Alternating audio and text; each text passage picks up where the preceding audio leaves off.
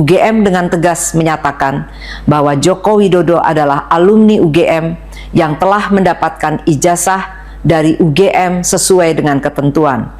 Hal-hal yang terjadi setelah proses pendidikan dan kelulusan tahun 1985 di UGM, termasuk pemanfaatan dan perlindungan terhadap ijazah, merupakan tanggung jawab yang bersangkutan sebagai seorang alumni. Saya kira ini adalah pernyataan yang sifatnya naratif dan repetisi begitu. Kenapa demikian? Karena saat ini yang dibutuhkan oleh publik termasuk klien kami bukanlah narasi yang disampaikan secara berulang yang sangat menjemukan menurut kami begitu, tapi kebutuhan atas bukti yang bisa mengkonfirmasi bahwa benar Saudara Joko Widodo itu pernah menempuh pendidikan tinggi di UGM dan telah lulus sesuai dengan ketentuan.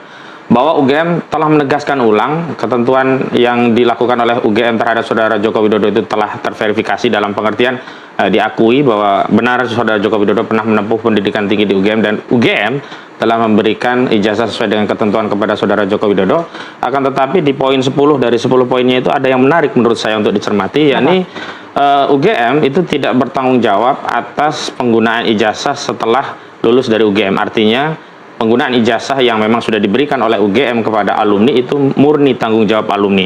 Nah, di poin 3 inilah yang menurut saya UGM satu sisi ingin menegaskan bahwa Saudara Joko Widodo adalah alumninya, tapi di sisi yang lain UGM seperti ingin buang badan, ingin lari dari tanggung jawab, seolah-olah jika nantinya ada sesuatu terhadap ijazah yang dimiliki oleh Saudara Joko Widodo, UGM tidak bertanggung jawab atas itu dengan dalih bahwa itu sudah murni tanggung jawab alumni. Padahal persoalannya kan ada dua hal ya.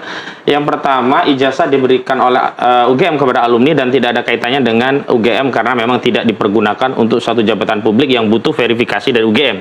Yang kedua adalah alumni tersebut menggunakan ijazah tadi dalam kerangka untuk menduduki jabatan publik yang salah satu persyaratannya perlu diverifikasi ulang oleh lembaga yang menerbitkan, dalam hal ini UGM.